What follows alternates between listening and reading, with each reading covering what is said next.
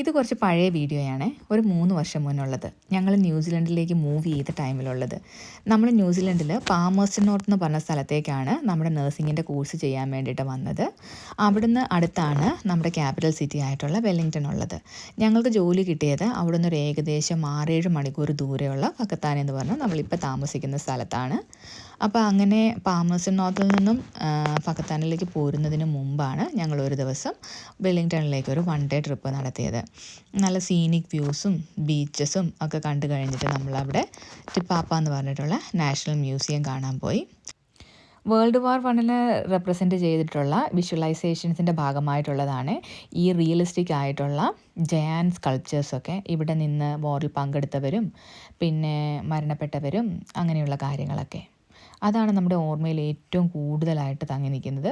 അതുകൂടാതെ ന്യൂസിലൻഡിലത്തെ എർത്ത്ക്വേക്സ്, ഇവിടുത്തെ nature related ആയിട്ടുള്ളത്, ബേർഡ്സ്, പിന്നെ വോൾക്കാനോസ്, സയൻറ്റിഫിക് ഇൻഫർമേഷൻസ്, അങ്ങനെയുള്ള ഒരുപാട് കാര്യങ്ങളൊക്കെ ഇൻക്ലൂഡ് ചെയ്തിട്ടുള്ളതാണ് ഈ ടിപ്പാപ്പ നാഷണൽ മ്യൂസിയം.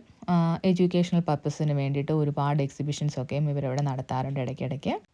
ആദ്യമായിട്ട് വെല്ലിംഗ്ടൺ വിസിറ്റ് ചെയ്യുന്ന എല്ലാവർക്കും വിസിറ്റ് ചെയ്യാൻ പറ്റുന്ന ഒരു വെർത്ത്ഫുൾ സ്പോട്ടാണ് ഈ ടിപ്പാപ്പ മ്യൂസിയം എന്ന് പറയുന്നത്.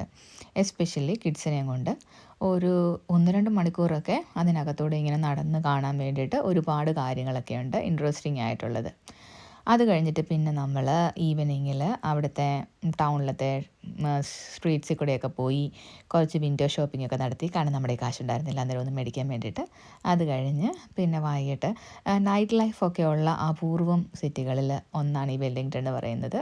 കാരണം ഫ്രൈഡേ നൈറ്റൊക്കെ ആയിക്കഴിഞ്ഞ് കഴിഞ്ഞാൽ ക്ലബ്ബുകളും പബ്ബുകളും ബാറുകളും ഒക്കെ അവിടെ നല്ല ഓപ്പണാണ്. നല്ല വൈബുള്ളൊരു സിറ്റി.